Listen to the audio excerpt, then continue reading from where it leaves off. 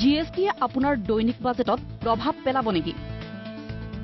মৌলিক খাদ্যত 0% জিএছটি হ্ৰাস হ'ব আপোনাৰ গেলামালৰ খৰচ। চাউল, দালি, ঘেঁহু, গাখীৰ ইত্যাদিত পূৰ্বেও আছিল 0% আৰু জিএছটিৰ পিছতো হ'ব 0%। চেনি, চাহ, কফি আৰু খোৱা তেলত পূৰ্বতে আছিল 5% আৰু জিএছটিৰ পিছতো হ'ব 5%। একেদৰে বিস্কুট, কৰ্ণফ্লেক্স, আইচক্ৰীমত পূৰ্বতে আছিল 32% আৰু জিএছটিৰ পিছত হ'ব 18%। চকলেটৰ ক্ষেত্ৰত পূৰ্বতে আছিল 33% আৰু জিএছটিৰ পিছত হ'ব 28%। খোৱাৰ বাহিৰে অন্য সামগ্ৰীৰ ক্ষেত্ৰত 500 টকাৰ তলৰ জোতা চেণ্ডেলৰ দাম কমিব। আয়ুৰ্বেদিক সামগ্ৰীৰ মূল্য বাঢ়িব। চাবোন, টুথপেষ্ট, চুলিৰ তেল পূৰ্বতে আছিল 28% আৰু জিএছটিৰ পিছত হ'ব 18%।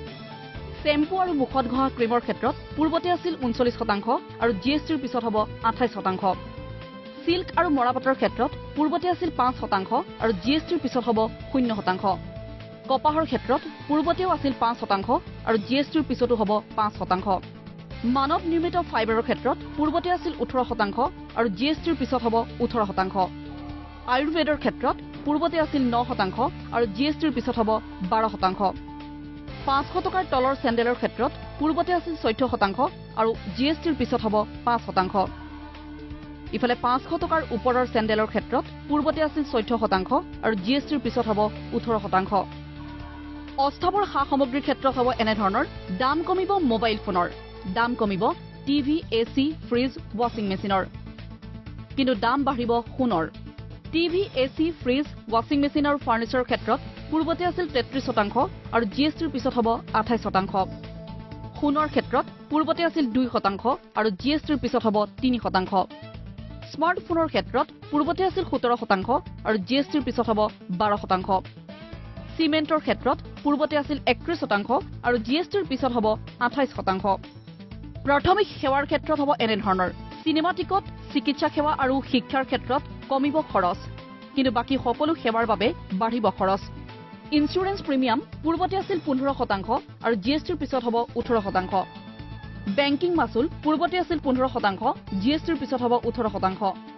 টেলিফোন আৰু মোবাইল বিলৰ ক্ষেত্ৰত পূৰ্বতে আছিল 15% আৰু জিএছটিৰ পিছত হ'ব 18%।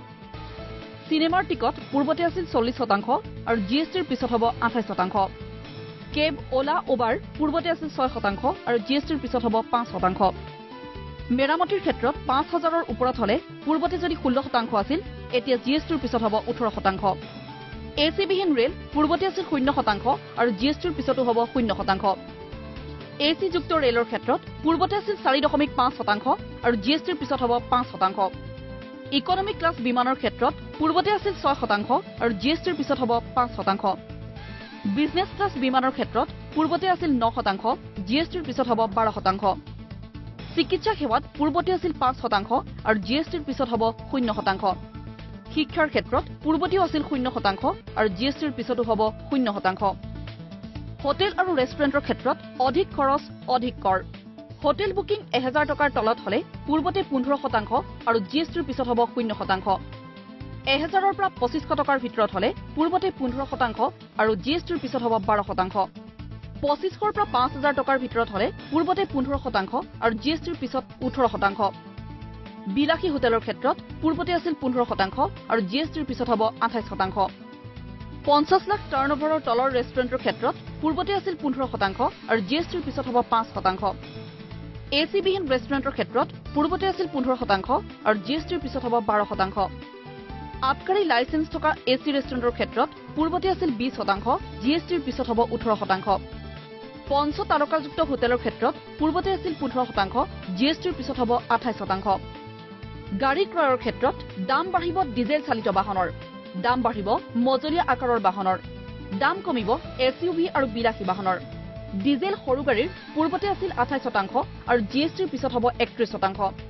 পেট্ৰল সৰু গাড়ীৰ ক্ষেত্ৰত পূৰ্বতে আছিল 26%, জিএছটিৰ পিছত হ'ব 29%।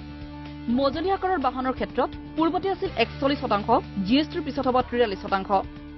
বিলাসী বাহনৰ ক্ষেত্ৰত পূৰ্বতে আছিল 45%, জিএছটিৰ পিছত হ'ব 43%। এছইউভিৰ ক্ষেত্ৰত পূৰ্বতে আছিল 48%, জিএছটিৰ পিছত হ'ব 43%। নিউজ ডেস্ক, প্ৰতিদিন টাইম।